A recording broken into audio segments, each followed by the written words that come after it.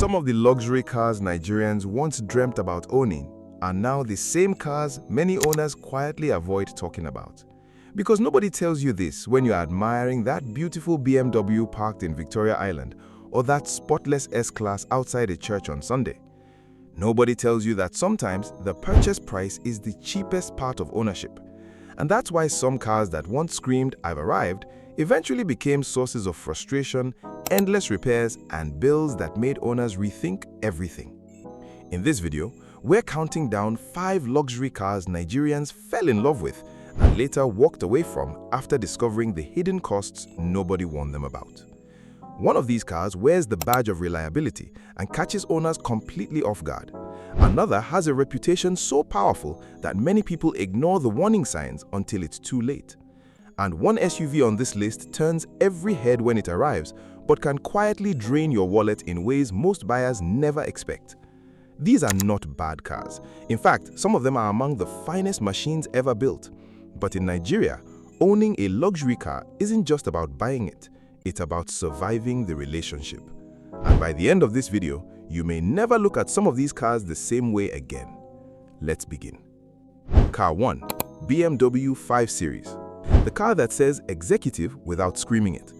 And honestly, in Lagos, this car has a very specific energy. It's clean, it's classy, it's proportioned perfectly. And honestly, when you first buy one, it feels like a different life. The interior wraps around you. The seats hold you like somebody thought about your comfort personally. The engine pulls smooth, the suspension floats. You're thinking, this is what I worked for.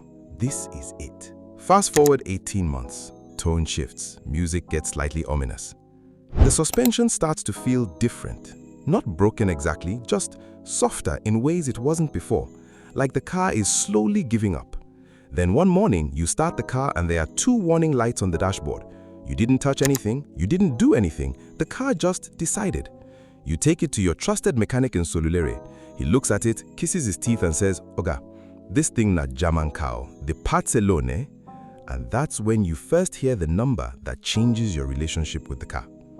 Now, here's the thing about BMW that people don't fully understand before they buy. BMW builds incredible cars, but they build them with an assumption.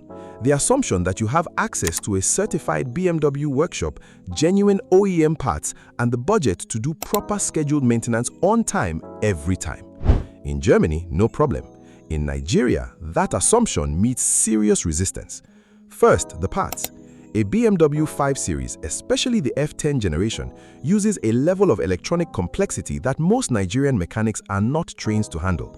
We're talking about valvetonic systems, double vanos, air suspension on some models, and electronics that sometimes require special diagnostic tools just to read the error codes correctly. Your neighborhood mechanic in Sululere, he's talented, don't get it twisted, but he learned on Toyotas and Hondas. When he opens a BMW engine bay and sees 3 sensors where he expected 1, his confidence changes. And when his confidence changes, his billing changes. Second, what breaks specifically? The most common complaints from Nigerian BMW 5 Series owners: cooling system issues, water pump, thermostat, expansion tank. These are not catastrophic on their own, but on a BMW, replace one and 3 weeks later, another cooling component reminds you it exists. Suspension wear, especially on cars imported with high mileage already on them. Lagos roads are not gentle. Potholes, speed bumps, bad express roads. They accelerate wear on suspension bushings and control arms. Oil leaks, valve cover gaskets, oil filter housing gaskets. The BMW straight 6 engines are beautiful machines, but they sweat oil like they're nervous. Electrical gremlins, windows that stop working, air conditioning that develops opinions, dashboard warnings that appear and disappear like ghosts. None of these things kill the car immediately, but they stack. One repair leads to another, and before long, you're not driving a luxury car, you're managing one. The BMW 5 Series is a fantastic machine, but in Nigeria, fantastic machines require fantastic commitment. And not everyone is ready for that relationship. But wait, that's just number 1. And trust me, it only gets more interesting from here. Because the next car on this list, it wears a disguise. It pretends to be the reliable one, the safe choice, and that's exactly why it catches people off guard. Car 2. Lexus LS 460. Now, see, this one is particularly dangerous because of the story it tells before you buy it. You hear Lexus and your brain immediately goes, ah, Japanese, Toyota, reliable, problem-free, set and forget. And that reputation, for most Lexuses, is earned. The IS, solid. The ES, dependable. The RX, one of the most trusted cars on Nigerian roads. But the LS 460 is not those cars. The LS 460 is Lexus's flagship, their answer to the Mercedes S-Class and BMW 7 Series, built to prove that Japan could do ultra-luxury the way Europe does it. And they succeeded. When you sit in an LS 460, it is genuinely impressive. The cabin is hushed, you can barely hear the engine, the seats have more adjustments than some office furniture. The ride quality is almost surreal, like the car is slightly detached from whatever road you are on. You're thinking you found a cheat code. Premium luxury, Japanese reliability, problem solved. Except the LS 460 is not a regular Lexus. It is a flagship Lexus, and flagships have flagship complexity. Let's talk about the air suspension. The LS 460 rides on an air suspension system, pneumatic bags and compressors that give it that magical floating ride quality. In perfect conditions, it's incredible. But air suspension systems have a lifespan, and when airbags start leaking or the compressor starts struggling, the car does something very dramatic. It sits unevenly. One corner drops or the whole car sits low in the morning and has to pump itself back up. In US or Japan, you go to the dealer, you replace the air suspension, life continues. In Nigeria, first you have to find someone who even works on Lexus LS air suspension. Then you have to find the parts. Then you have to trust that the diagnosis was correct because the diagnostic tools for this car are not what every workshop has. That's already a complicated conversation. Then there's the brake actuator system on certain model years, a vacuum pump system that some owners have described as moody. Works perfectly, then decides one day it doesn't want to cooperate the same way. Not dangerous necessarily, but expensive and confusing. And the electronics. The LS 460 is loaded. Navigation, multi-zone, climate, rear entertainment, power rear sunshade, cooled seats, the works. Every single one of those systems is a potential future conversation with a workshop. Here's the psychology trap with the LS 460 specifically. People buy it because they think it's the safe, reliable option in the ultra-luxury class. So when things go wrong, the betrayal feels bigger. It's not just money, it's disappointment. I was trying to be smart about it. I chose Japanese reliability and now I'm here? That feeling is real, and it's why you hear this car mentioned often when Nigerians talk about luxury cars that changed on them. The LS 460 is a beautiful machine, but it's a beautiful machine that needs to be maintained like a flagship car, because that's exactly what it is. The Mercedes-Benz S-Class. I don't even need to explain why Nigerians love this car. Some things are beyond explanation, some things are just understood. The S-Class is not a car in Nigeria, it is a statement. It is what you drive when you want people to know, without saying a word, that you have arrived, that you have made decisions, that you are not explaining yourself to anyone. In government, in business, in the church parking lot on Sunday, the S-Class sits differently from everything around it. And the experience of being inside one, it holds up to everything the legend promises. The W221 and W222 generations, especially the ones most commonly seen in Nigeria's used market, these cars wrap you in a level of comfort that makes the word comfortable feel insufficient. The seats breathe, the suspension reads the road ahead, the cabin temperature maintains itself like a cooperative employee, the sound system plays music like it was recorded specifically for this moment.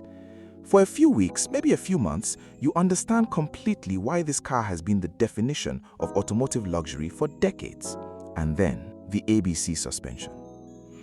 Active body control suspension, Mercedes' flagship air and hydraulic suspension system, the reason the S-Class floats, the reason it doesn't feel like it has tires at all. When it works, magic. When it develops issues in Nigeria, the bill arrives like a letter you've been dreading.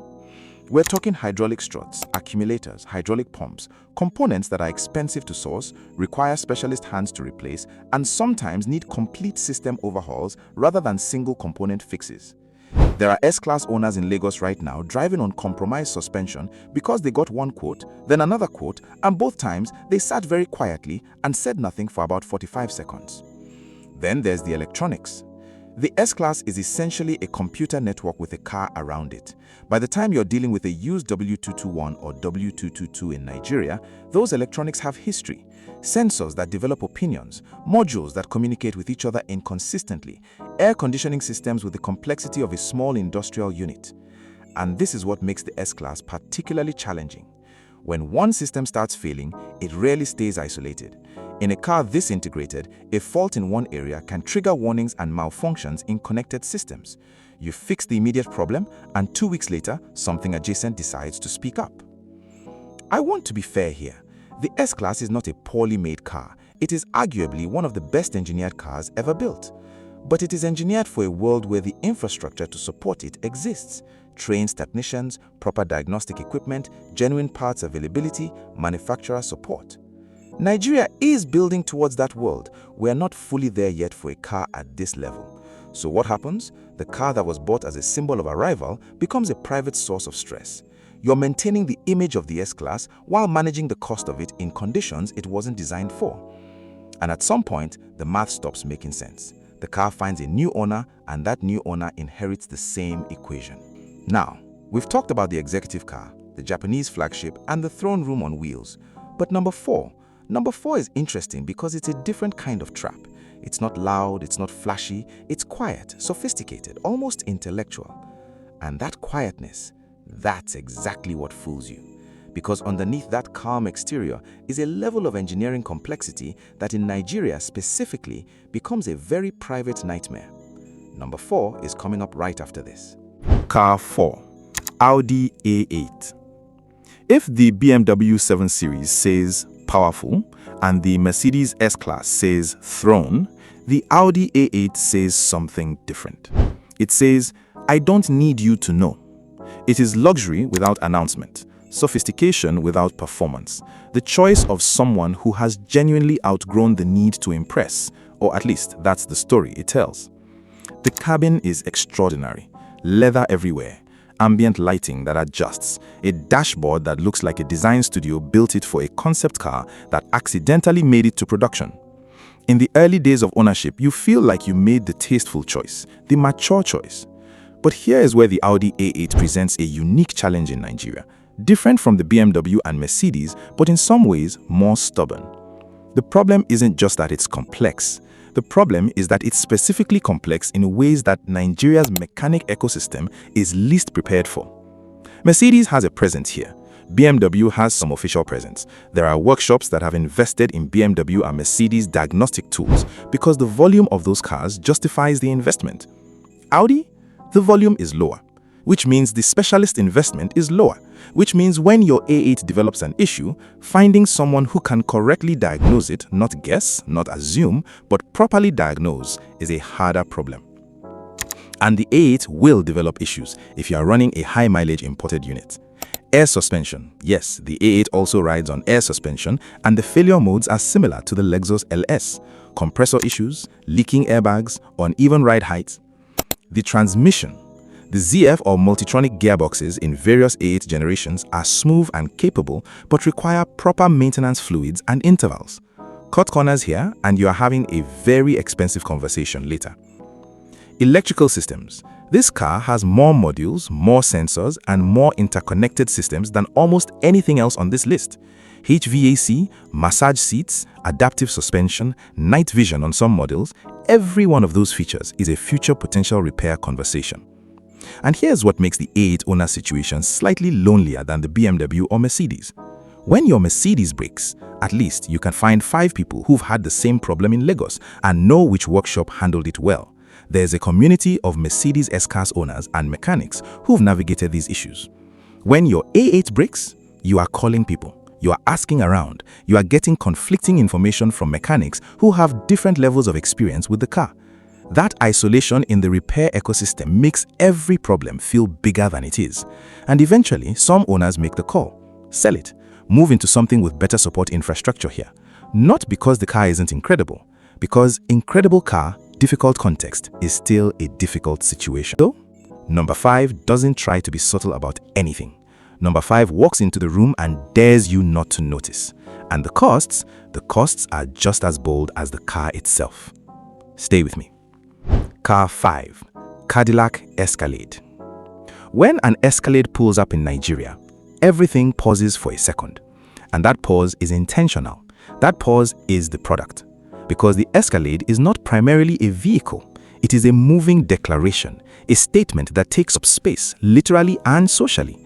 This thing is enormous. It is wide. It is tall. It commands roads in a way that smaller cars physically cannot.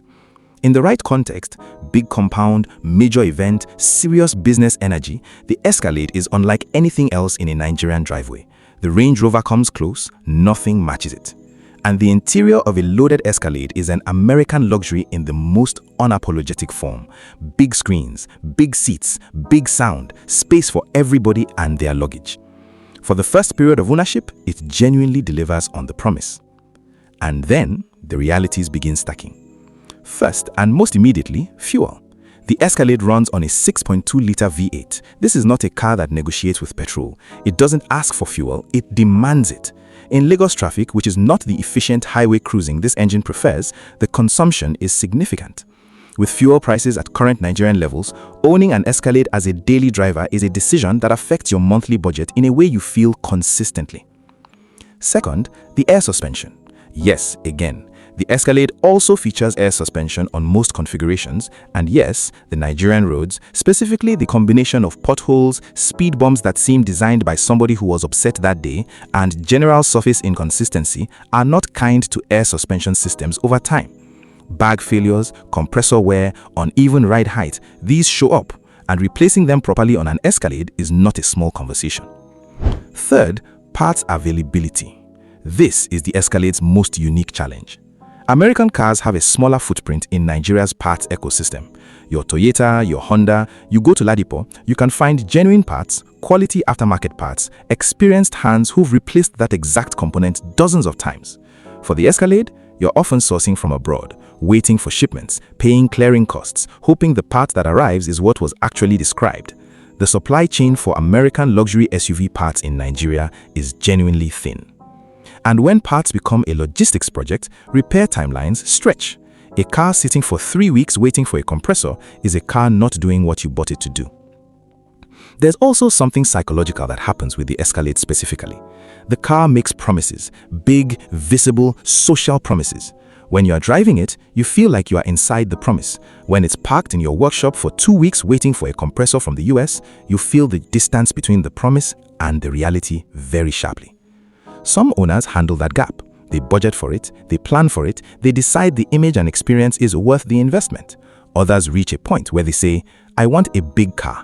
I don't need this particular big car and these particular headaches. And they move.